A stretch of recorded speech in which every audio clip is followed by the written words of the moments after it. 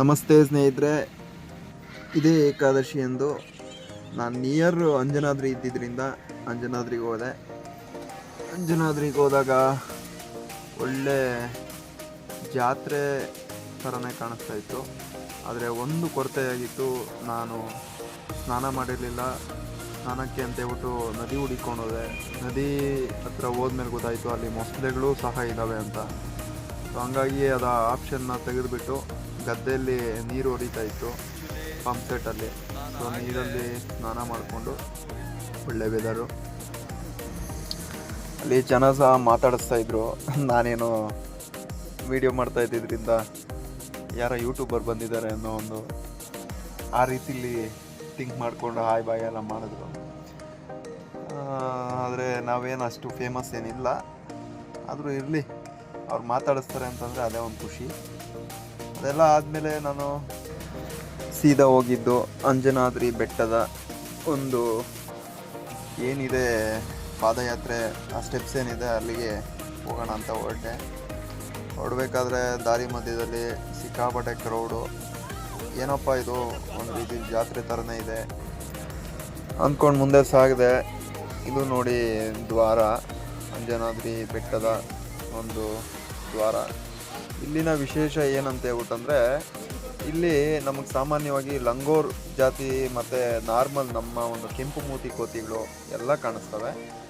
So ಆಮೇಲೆ ಲಂಗೋರು ನನಗನ್ಸೋ ಪ್ರಕಾರ ತುಂಬ ಸಾಫ್ಟಾಗಿ ಇದ್ವು. ನಮ್ಮ ಲೋಕಲ್ ಕೋತಿಗಳಿವಲ್ಲ ಕೆಂಪು ಮೂತಿ ಕೋತಿಗಳು ಸ್ವಲ್ಪ ವೈಲೆಂಟ್ ಜಾಸ್ತಿ.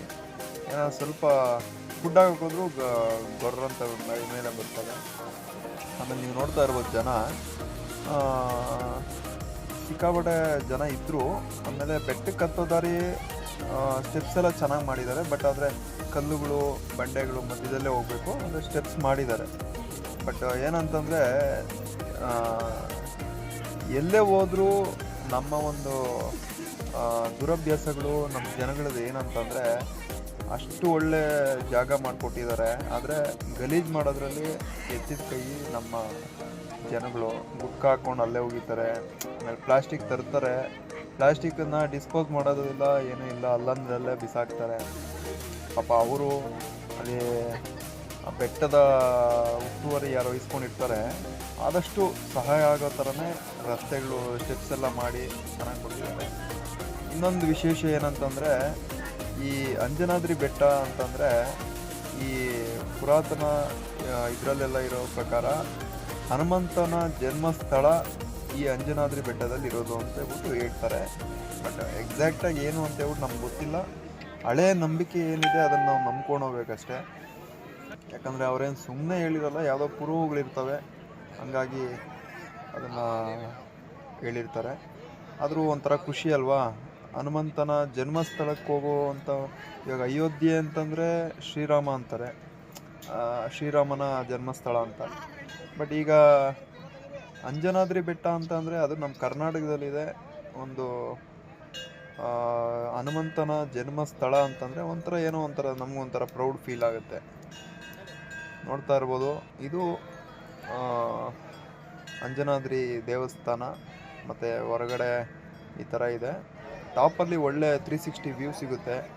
ಆಲ್ಮೋಸ್ಟು ನೀವು ಯಾವ ಕಡೆ ನೋಡಿದ್ರೂ ಗುಡ್ಡಗಳೇ.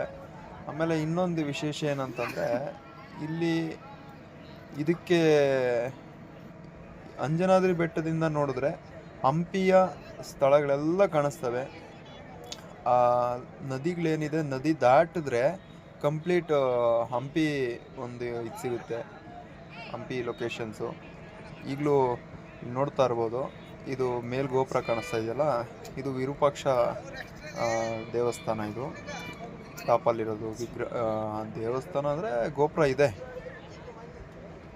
ಚೆನ್ನಾಗಿದೆ. ಒಳ್ಳೆ ಯಾರಾದರೂ ಒಂದು ದಿವಸ ಒಂದು 2 hours ಟ್ರೆಕ್ ಅಷ್ಟೇ, ಅಪ್ ಆ್ಯಂಡ್ ಡೌನು. ಮೇಲೆ ಹತ್ತಿ ಇಳಿಯೋದಕ್ಕೆ ಒಂದು 2 ಅವರಲ್ಲಿ ಮುಗಿಸ್ಬಿಡ್ಬೋದು.